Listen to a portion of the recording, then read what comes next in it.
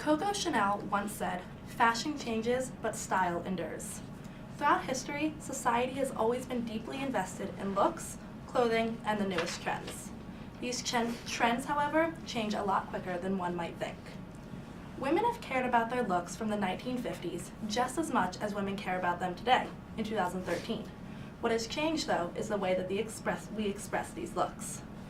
Today, I'm going to tell you about the fashion changes of the 1950s, 60s, 70s, 80s, 90s, and then the 2000s to the present day, all to prove to you how fashion trends are always followed by teenage girls and women.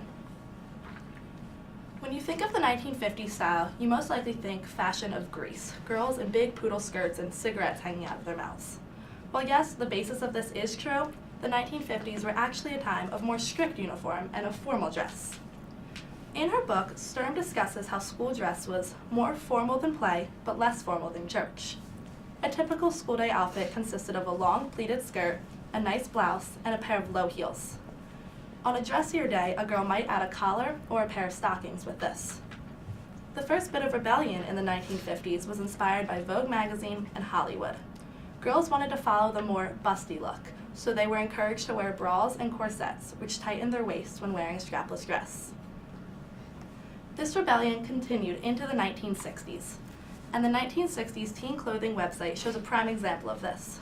Girls were expected in school to have skirts that came below their knees, and if this length requirement was not met, they could be found right in the hallway having a teacher undo their hem in order to lengthen the skirt.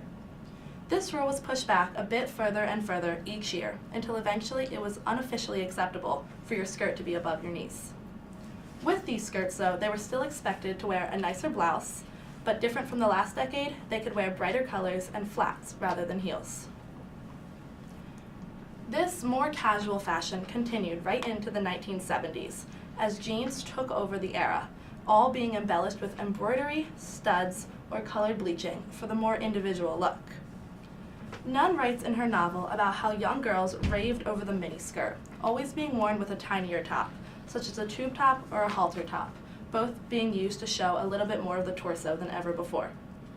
With both of these looks, though, came the infamous knee-high platform boots, often made of synthetic material and worn by girls and women of every age. These women of the 70s were the first to join as a group and to rebel together. They stepped out of their comfort zone of full body coverage clothing for the first time ever. The trend of bright colors continued right into the 80s, but they added shoulder pads and baggy pants to their styles. Public schools at the time became more strict. They started enforcing uniforms to deter girls from wearing the more revealing clothing in school. Outside, though, girls were not stopped from wearing their favorite miniskirts, but this time adding neon leggings underneath or a pair of leg warmers to cover their calves. Denim of this time was so popular too, and the website list of top 10 80s trends talks about how skirts, hip huggers, jackets, and vests all were made out of denim and often worn together for one outfit. Pants of this time were considered parachute pants, which were tight at the top and blew up like a parachute towards the bottom, or kind of the opposite, stir-up stretchy pants, which became tight at the ankles. These bright neon colors of the 80s slowly faded into the muted hues of the 90s, where the grunge look was popular, also known as making it look as though you put no effort to get dressed in the mornings. Clancy describes the grunge look in her book as wearing ripped jeans, old t-shirts, and blousing jackets. If a girl wasn't into this grunge look, though, she could be found in the hip-hop style, which included wearing all kinds of scrunchies and butterfly clips of every single color throughout their hair. Schools at this time became more lenient again. Girls could start wearing their favorite styles of school because uniforms were taken away, and as long as it was appropriate, most of the in-style clothes were able to be worn.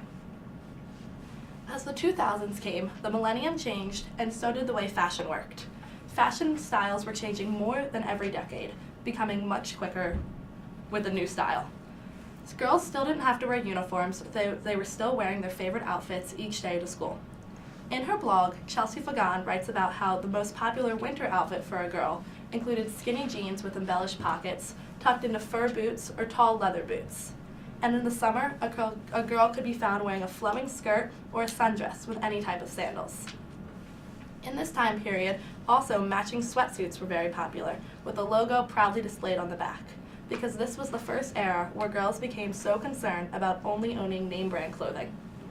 These changing trends, happening much faster than ever before, were just another reason for girls to constantly have a new wardrobe. So in conclusion, as you saw throughout each of my decades, the history of fashion has transformed from a strict uniform to a way to express your individuality and your freedom in a society. Women have always put in that little bit of extra effort in the mornings when getting dressed, and no matter what trends that they were following.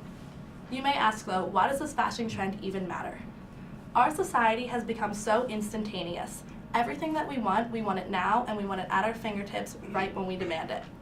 Trends have stopped shifting every decade and started shifting every year, sometimes even more frequently every season or every month. So if we continue down this same path, we are always going to be less content with what we have. We are always going to want something new and something better, a new trend and a new style to follow. So, like Coco Chanel did say, style will always matter to us, but what will change is the trends as quickly as stores can change their inventory.